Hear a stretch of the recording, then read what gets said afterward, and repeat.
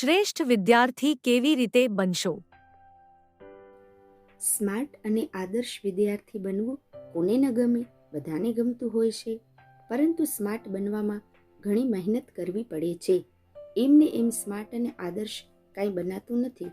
પોતાની ભૂલો તરફ ધ્યાન આપવું પડે, તેને સુધારવા મહેનત કરવી પડે, ભણવામાં એકાગ્રતા રાખવી પડે, સ્કિલ ડેવલપમેન્ટ કરવું પડે.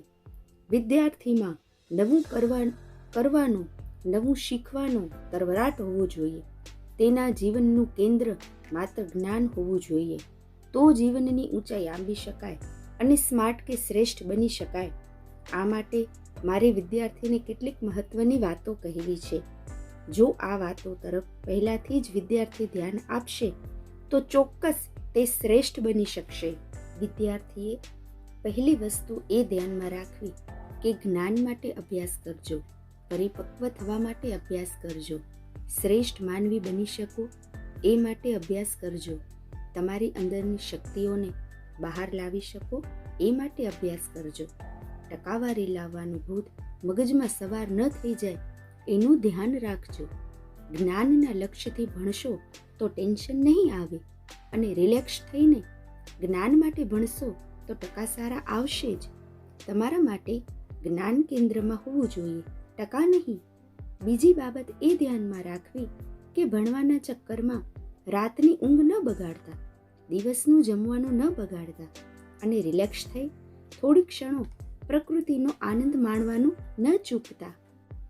ત્રીજી બાબત એ છે કે કેટલું વાંચો છો એ બહુ મહત્વની વાત નથી, પણ કેવી રીતે વાંચો છો અને કેટલું ગ્રહણ કરો છો એ મહત્વનું છે.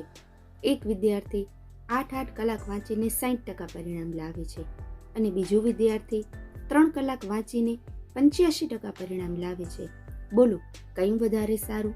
પહેલો વિદ્યાર્થી હાર્ડ વર્ક કરે છે અને બીજો વિદ્યાર્થી સ્માર્ટ વર્ક કરે છે. સ્માર્ટ માઇન્ડ હશે તો ગધા મજૂરી કરવાની જરૂર નહીં રહે. મગજ શાર્પ નહીં હોય તો વધારે મહેનત કરવા સિવાય બીજો કોઈ વિકલ્પ નથી. વિદ્યાર્થીઓને મારે કહેવું છે, સ્માર્ટ વર્ક કરતા શીખો. મગજની ધારને પહેલા તેજ કરો. હું તમને કુહાડી આપું તો તમે ઝાડ કાપતા પહેલા શું કરશો? કુહાડીની ધાર જુઓ છો ને કે અણીદાર તો છે ને?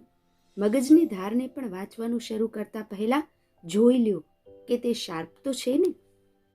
મગજની ધારને શાર્પ કરવા માટે સવારે વહેલા ઉઠો. ઉઠીને 10 મિનિટ શ્વાસોશ્વાસનું ધ્યાન ધરો. આવતા જતા શ્વાસને નાકની પાસે એકાગ્રતાપૂર્વક જુઓ. ત્યારબાદ વાંચવા બેસો. કયો પાઠ વાંચો છો એનું પહેલા સામાન્ય પરિચય મેળવો. એ પાઠ શું કહેવા માગે છે એને સમજવાની કોશિશ કરો. 1 કલાક વાંચી 5 મિનિટ બ્રેક લો, રિલેક્સ થાવ, ફરી વાંચવા બેસો. વિદ્યાર્થીઓએ ચોથી બાબત એ ધ્યાનમાં રાખવી કે ગોખણપટ્ટી ન કરી વિષય વસ્તુને સમજવાની કોશિશ કરો. એના મુદ્દા યાદ રાખવાનો પ્રયત્ન કરો.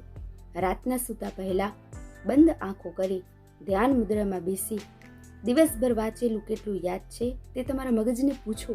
તમારા મગજને વાંચેલામાંથી પ્રશ્નો પૂછશો એટલે તે તરત જવાબ આપશે. વિદ્યાર્થીઓ, 5મી આ વાત યાદ રાખો કે જે વિષય અઘરો લાગતો હોય એ વિષયના પાઠ્યપુસ્તકમાં વસંત પંચમીના દિવસે મોરપીંછ રાખો. મોરપીંછ રાખવાથી અઘરો વિષય સરળ બને છે અને વિદ્યા જલ્દી આવે છે. 6ઠી આ વાત યાદ રાખો, રોજ 108 વાર સરસ્વતી મંત્રનો ઉચ્ચાર કરીને જપ કરો. ઓમ એમ ઓમ આ મંત્રથી જ્ઞાન જલ્દી આવે છે અને મગજની શક્તિઓ ખીલે છે. વિદ્યાર્થીઓને મારે 7મી આ વાત કહેવી છે કે એકાગ્રતા વગર બધું નકામું છે. એકાગ્ર થયા વગરની મહેનત પણ શું કરશે? એકાગ્રતા વધારવા માટે ત્રાટક ક્રિયા કરો. એક કાગળ પર મોટું ટપકું કરી દિવાલ પર લગાવી 3 ફૂટ દૂર બેસીને તેને એકટકે જુઓ. આંખ ભારે થઈ જાય પછી બંધ કરી થોડો આરામ કરો. આમ 3 વખત કરો. મીણબત્તીની જ્યોત ઉપર પણ ત્રાટક કરી શકાય છે. તેઓ 8મી આ વાત યાદ રાખો કે માત્ર વાંચવાથી જ શીખી શકાય છે એવું નથી. માત્ર વાંચીને બહુ જ ઓછું શીખી શકાય છે. શીખવાની આખી પ્રક્રિયા સમજો.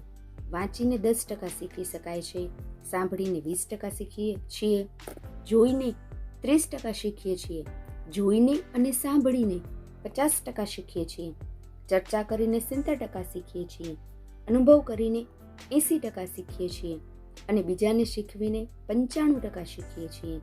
છેલ્લે એક વાત યાદ રાખવા જેવી કહું છું કે જીવો તો એવી રીતે જીવો કે જાણે આવતીકાલ આવવાની જ નથી, અને શીખો તો એવી રીતે શીખો કે જાણે એ તમને આવતા 100 વર્ષ સુધી કામ આવવાનું છે.